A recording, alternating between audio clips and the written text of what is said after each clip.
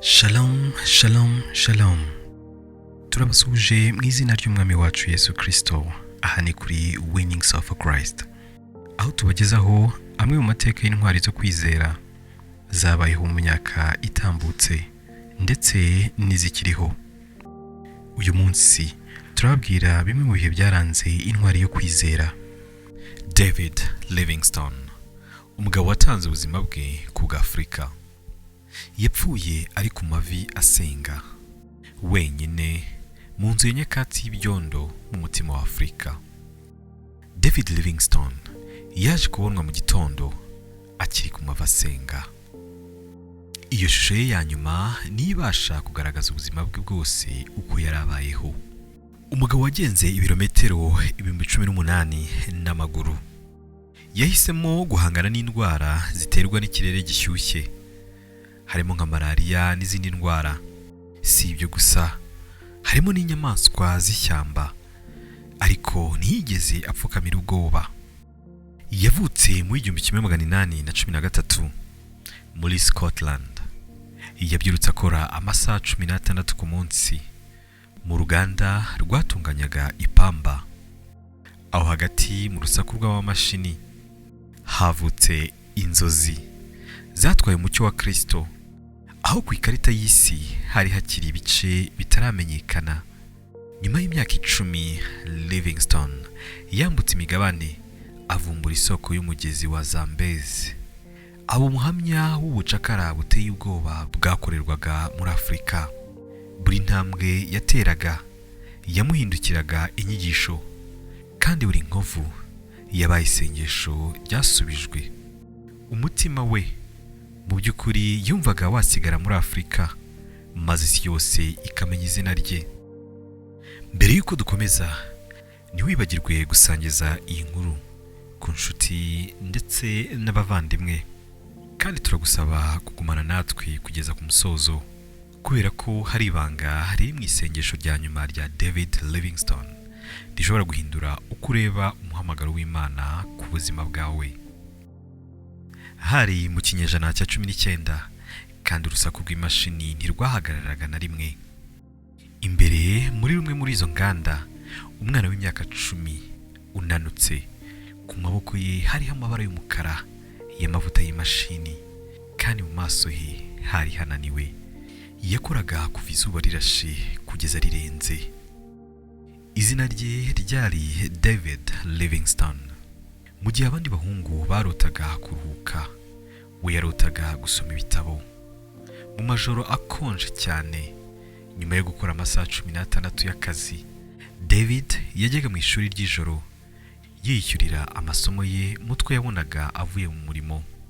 Aha niho mu rusaku rw'imashini huzuye impumuro y'amavuta y'uruganda havukiye inyota irusha gushaka kumenya ubwenge. Inyota y'iby'ijuru yaravutse. Ijoro rimwe igihe yararimo gusoma ubutumwa bwiza bwa Yohana, uvuga uti, nkwiriye gukora umurimo hakiri ku manywa. Ijoro rirakuze aho umuntu atabasha gukora. Ayo magambo yamuhindukiriye icyerekezo cy'ubuzima bwe. Ntiyari azi aho aza kwerekeza, ariko yari yasobanukiwe ko hari umurimo w'Imana we warateguriwe amaboko ye, yakomejwe n'akazi yakoraga. Nyuma y'imyaka, umuriro w'ubusore wahuriranye n'imyitozo ikomeye y'ubwitonzi. David yize ubuvuzi n'iyobokamana i Glasgow. Yagendaga n'amaguru buri munsi mu rugendo rw'ibirometero 13 birenga kugira ngo abashe kuzigama amafaranga y'urugendo. Twibuke ko yishyuriraga ishuri. Inkweto ze zatangiye gucika igihembwe cya mbere kitararangira, ariko umutima we wakomezaga kurushaho kwaka.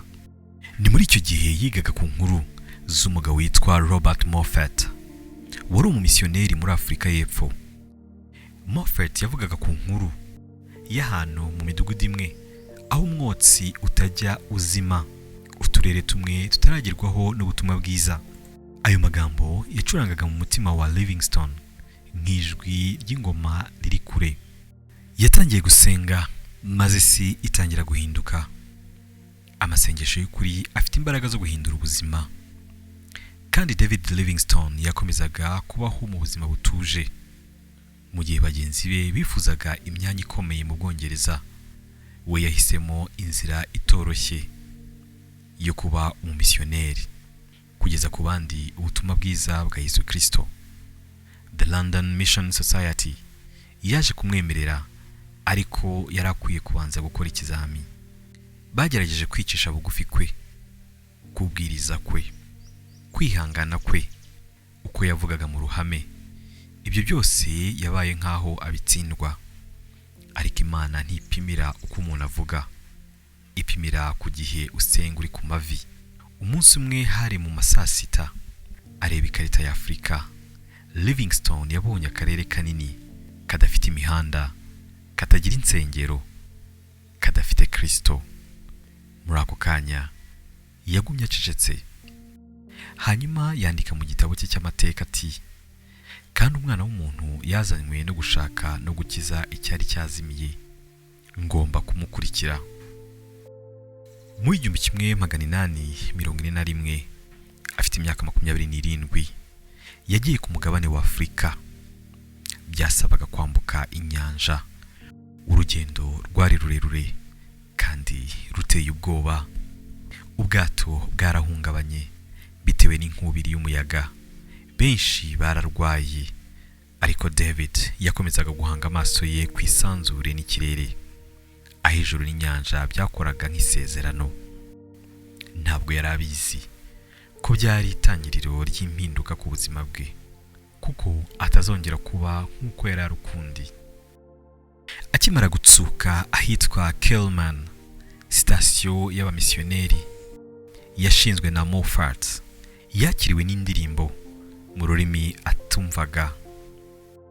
Aho ngaho ubushuhe bwari bwinshi, ikirere cyari cyuzuyemo udukoko, imibu n'utundi twinshi. Hamwe n'ibyo byose hari ikindi kintu kitagaragara, ubwiza bumuhamagarira kwinjira imuhengeri. Livingstone yize ururimi rwaho, avura ibikomere bya benshi, yigisha abantu gusoma, kandi mu gitondo cya kare yapfukamaga munsi y'ikirere cyuzuye inyenyeri mu butayu, asenga ko buri mudugudu wa kure wakira urumuri yari yitwaje. Kuva icyo gihe inyandiko ze zagaragazaga urugamba arimo. Ndumva ndi muto kubw'umurimo, ariko sinshobora gusubira inyuma.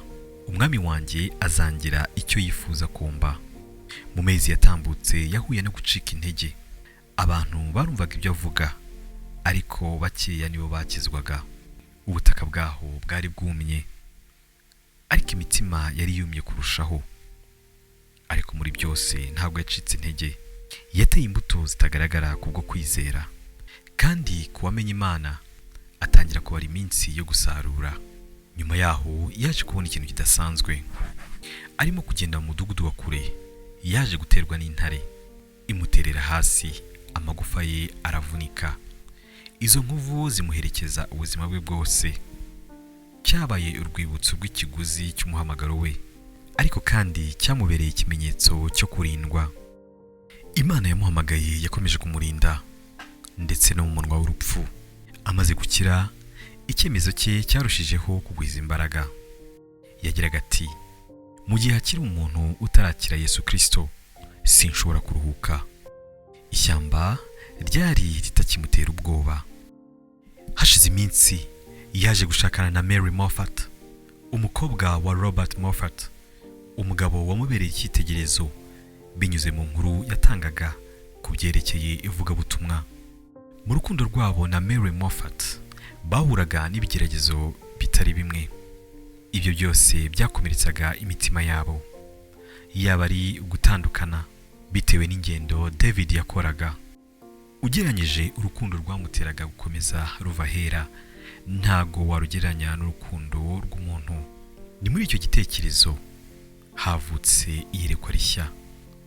Livingstone ntabwo yashakaga kubwiriza gusa, ahubwo yashakaga gufungura inzira. Yizera ko inzira z'ubucuruzi ziramutse zibaye nyabagendwa, ubucuruzi bw'abacakara bwatakaza imbaraga. Hanyuma ubutumwa bwiza hamwe n'ubutabera byajyana. amateka ya David Livingstone yasaga naho atangiye, kandi ubutayu bwari bugiye kuba agatuti ke, ariko agatuti kuzuye ivumbi, umubabaro bivanze n'icyubahiro. Ishyamba rya Afurika yo hagati ryasaga naho ritagira iherezo. Ikirere cyari kiremereye, cyuzuyemo ubushyuhe. Imibu yaraduhiraga nk'inyibutsa gucika intege. David Livingstone yabyukaga umubiri we usa n'unaniwe kubera ubushyuhe. Mu myaka ya mbere yagenze ibirometero byinshi, aharura inzira, yiga imigezi, yandika inkomoko y'ibintu, abwiriza imidugudu yitaruye.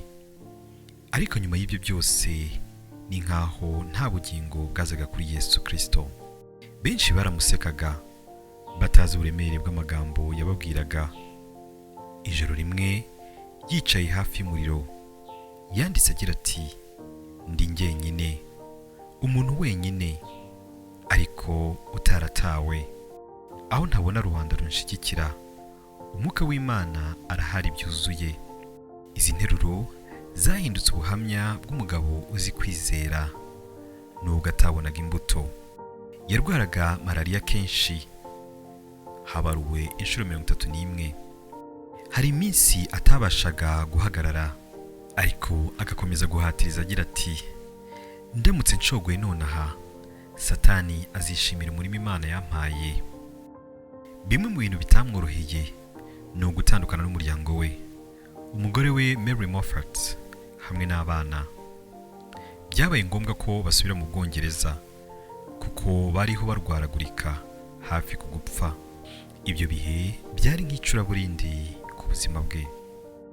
Livingstone yahisemo kuguma muri Afurika. Ntiyabitewe no kuba yahunga umuhamagaro, ahubwo yabitewe no kumvira. Kandi muri icyo cyemezo nticyari cyoroheye umutima we. Muri zimwe mu nyandiko yagize ati, nta muntu ushobora kuba wenyine mu gihe kirekire, ariko niba Kristo ari kumwe nanjye, sindi njyenyine, kuko we yanyuze mu butayu butoroshe kundusha. Muri iryo shyaka ry'ubutumwa bwiza, mu 1855 yaje kugera ku nkombe z'isumo rya Victoria, kimwe mu bintu bitangaje ku mugabane wa Afurika. Amajwi yaho yasumaga nk'aho ibyaremwe ubwabyo birimo guhimbaza. Yagendaga afite ubumuga. Rimwe na rimwe abakozi bakoranaga byaba ngombwa bakamuterura. Hamwe n'ibyo birushya, yabashije kwandika ibyerekeye umugabane wa Afurika. Abantu bahuraga, ubuhamya bwose byari nk'aho Imana ari kwandika amateka ya Afurika binyuze mu ntoki z'umugabo wamenetse umutima. David yakomeje urugendo rwe rutari rumworoheye na gato. Niho yaje kumva inkuru yamushenguye umutima ko umugore we Mary Moffat yitabye Imana. Iyo nkuru yaje kumugeraho hashize ibyumweru. Rimwe na rimwe yicaraga imbere y'ikibatsi cy'umuriro, akibwira mu ijwi rituje ati, nubwo napfira hano, umutima wanjye uzagume kuri ubu butaka, uzamenye ko byari kubw'urukundo. Icyo cyemezo cyahindutse nk'ubuhanuzi. Uko imyaka yatambukaga, ubumisiyoneri bwamuhindukiraga ubuzima bw'ubutwari. Hari impuha ku rupfu rwe. Rimwe bakongera kuvuga ko yabonetse, nanone yabuze. Ariko David yarakomeje, mu ntege nke, ananutse, adaheruka kogosha ubwanwa, n'amaso ahumutse cyane, nk'umuntu ubona ibitaboneka. Buri ntambwe yari isengesho, buri hishurirwa yari zaburi iryoshye kandi inasharira. Yanditse agira ati, zimwe mu nzira z'ibanga z'Imana, rimwe na rimwe mu guceceka kwayo, nibwo buryo bumwe bwo kugendana nawe. Umugezi wa Zambezi watembaga hafi aho, ugaragaza ukwezi mu mazi. David Livingstone areba muri ayo mazi igicu kibyina, avuga aya magambo agira ati, mwami, ndamutse mfiriye hano, umwuka wanjye wa nyuma uzabe mu bwiza bwawe. Kandi hano mu mwijima mu mashyamba ya Afurika, amateka mashya yararimo kubakika, atari kuri we gusa, ahubwo ku rungano rwose ruziga igisobanuro cyo kudacika intege kugeza ku iherezo. Ubutayu bwari butararangira, ariko ubwiza nabwo bwari butaratangira. Isi yizeraga ko Livingstone yapfuye. Imyaka yaratambutse, nta nkuru ze zumvikana, amabarwa yari atacyandikwa, inzira yanyuze zitakibukwa. Ituze ry'ishyamba ryasaga naho ryamumize bunguri. Ariko muri gahunda z'Imana, uko gutuza kwarimo intera hagati y'amasezerano abiri. Mu mwaka w'1869, umunyamakuru Henry Morton Stanley yakiriye itegeko kuva i New York. Ati, shaka Livingstone niba akiriho. Isi yashakaga inkuru, ariko Imana yo yashakaga uko guhura kw'abo bagabo babiri. Nyuma yaho umurimo we warakomeje, nubwo mu by'ukuri wari utazwi. Yararwaraga cyane, akicwa n'izuba, ibirenge bye bikabyimba kubera kugenda, ariko mu maso he hari hagifite urumuri rwo guhamagarwa. Yari atagifite icyo atunze, ariko yari atwaye ikidashobora gutakazwa, ubwiza bw'Imana. Muri bimwe yakundaga kwandika mu bihe bye bya nyuma, yanditse agira ati, Mwami, imbaraga nizikama muri njye, uzambera imbaraga. Mu gihe nzaba ntagifite umwuka wo kuvuga, uzambera indirimbo. Nimbura inzira, uzambera inzira. Mu 1871, ku nkombe z'ikiyaga cya Tanganyika, mu cyaro cya Ujiji, ibisa n'ibidashoboka byarabaye. Mu ivumbi ryinshi cyane, abantu bashungereye, umugabo muremure wambaye ingofero yari arimo kuza. Yarambuye ukuboko kwe n'ijwi ryuzuye guca bugufi, Dr. Livingstone, ndakeka ari wowe. Iyo ndamukanyo yamamaye ibinyejana byinshi, byari birenze ko abagabo babiri bahuye, ahubwo cyari ikimenyetso ko Imana itajya yibagirwa abakozi bayo. Stanley yari yiteze kubona umugabo watsinzwe, ariko yasanze ari umugabo ushikamye cyane. Amezi yakurikiyeho yakomeje kugendana n'uwo misiyoneri Livingstone, areba uko yita ku barwayi, asengera abakomeretse, asangira nabo muri bike yari atunze. Nta magambo abiherekeje, nta kubyamamaza, abisunitswe no kwizera gusa. Stanley yaje kubyandika mu nkuru ze. Ntiyigeraga yivuga ubwe, yavugaga Imana ye, nk'umuntu uvuga ibigwi umushuti we baturanye. Imbere muri we hari icyatangiye guhinduka. Ukwizera kwa Livingstone ntikwabashaga gusobanurwa, kwaragaragaraga, ukakumva, gufatika. Igihe Stanley yagendaga, ntiyari akiri uko yaje. Nyuma yaho yakomezaga kubihamiriza imbaga y'abantu ati, uwo mugabo Imana yohereje muri Afurika yagendeye mu byo Bibiliya ivuga. Uko guhura kwabo kwamamaye ku isi hose, ibinyamakuru birandika, amasengero arasenga, hanyuma haba ububyutse bukomeye. Urubyiruko rwinshi rwaritanze kujya kuvuga ubutumwa, kuba abamisiyoneri. Nyuma yo kumva inkuru za Livingstone, uwo muhamagaro wa Livingstone wakanguye urungano rwose. Igihe kimwe bamusabye ko yasubira mu Bwongereza, ariko David yari azi ko urugendo rw'ivugabutumwa rutararangira. Stanley aramwihanangiriza, uzapfira hano. Livingstone amusubiza mu bugwaneza, umutima wanjye ni uw'ubu butaka, sinshobora gusubira inyuma. Yari azi ko ishyamba ari ryo rizaba agatutike ka nyuma.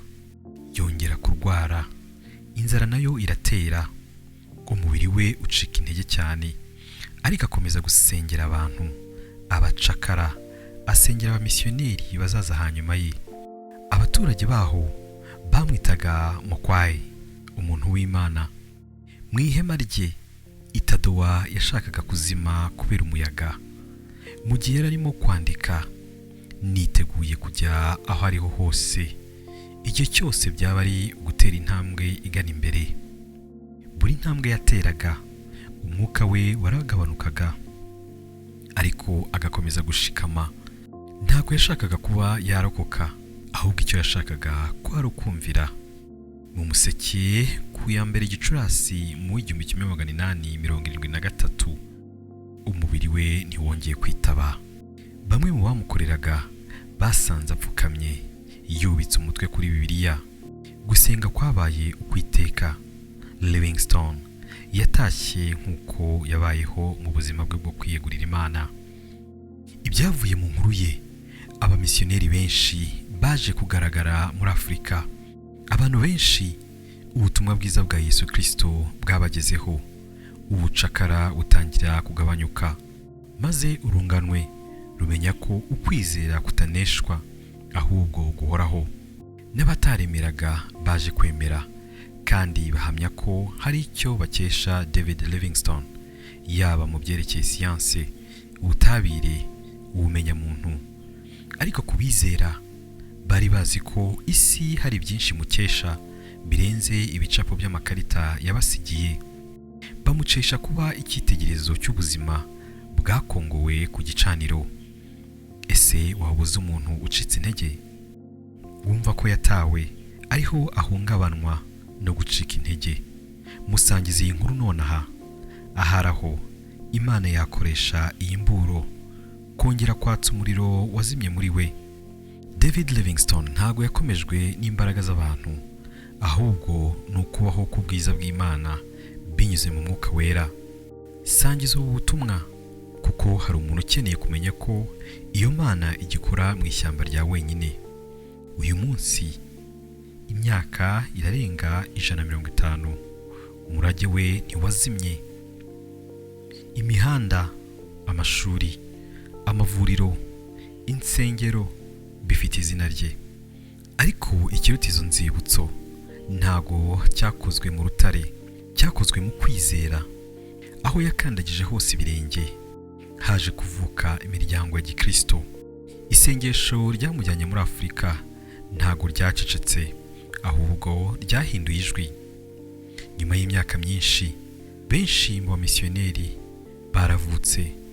Henshi hagira ubutumwa bwiza. Abagabo n'abagore baroherezwaga bavomye mu kwizera k'umudokiteri wabwirizaga kandi anatahura imigezi. Ubonye ubutumwa bwiza n'ubutabera bigendana kimwe ku kindi. Buri nkovu ye yari ihetse igisubizo cy'amasengesho. Buri joro ritasubijwe ryari igicaniro cyo kwizera. Yasobanukiwe ko umuhamagaro si ibirori bikomeye, ahubwo ni urugendo rurerure rwa buri munsi rwo kumvira kandi rutuje. David Livingstone aratwibutsa ko nta nzira y'inzitane ibaho mu bwiza bw'Imana. Urwo rukundo rushobora kwambuka imigezi, amashyamba ndetse n'ibinyejana, kandi ubu bubyutse nyabwo ntago buturuka ku bwinshi bw'abantu, buturuka ku mugabo cyangwa umugore upfukamye witeguye kuvuga ati, karame mwami. Kristo washoboje David mu ishyamba rya Afurika, nawe ndakwifuriza ko yakwigisha gushikama hagati y'imiraba, kandi binyuze kuri wowe uyu murimo ugere ku mitima igitegereje kumva ijwi ry'Imana ahantu hatuje, mu muhanda cyangwa ku gicaniro. Mwakoze kubana natwe, naho ubutaha. Shalom, shalom.